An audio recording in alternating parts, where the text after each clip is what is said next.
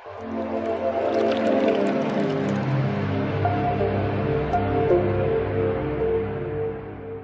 17 sy 18 martsa 2024 no natanterana ato Antananarivo faritry tasy ny roa andro agroekolodzika.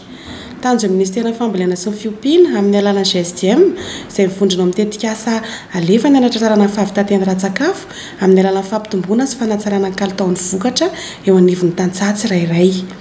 Isan'ireo teknika fambolena mahomby amin'ny famokarana maharitra amin'ny kajy ny tontolo iainana sy ny fiovaovan'ny toetrandro ny teknika agroekolodzika. Ny fironana agroekolodzika resahana eto moa zany dia mampiatra ny agroekolojia amin'ny fanajariana ny sahandrika ray manontolo.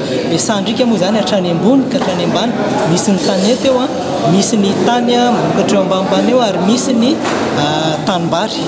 Ny fanajariana ny tany eto amin'ny ankapobeny amin'ny alalan'ny fambolena volo rakotra sy ireo teknika agroekolodzika isan-tsokajiny dia andraikitry ny GSDM no manoro lalana. Ny agroekolojika moa zany tsy mijanona amin'ny fambolena fotsiny fa eo koa ny ala, ny hazo, famboleka-hazo dia satria anisan'ny faritra mpamokatra lehibe ny faritra Itasy, anisan'ny faritra koa mbola tsy nandray an'izay le fikarakarana ny andro natokana ho an'ny agroekolojia izay ary tena rariny tokoa amin'ny mpamokatra efa miompana le faritra manokana, faritra Itasy manokana efa miompana bebe kokoa amin'ny atao hoe agroekolojia dia rariny tokoa raha eto no mandraisana azy.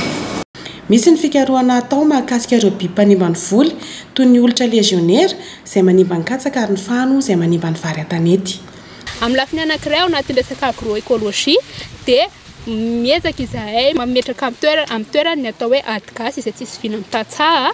Ireo tantsaha ireo efa kivy dia lasa ireo mivadika any amin'ny resaka insektisida izay anisany manimba ny tontolo iainana ankehitriny ka izay no mahatonga le hoe alao hatsaraina ilay ady gasy.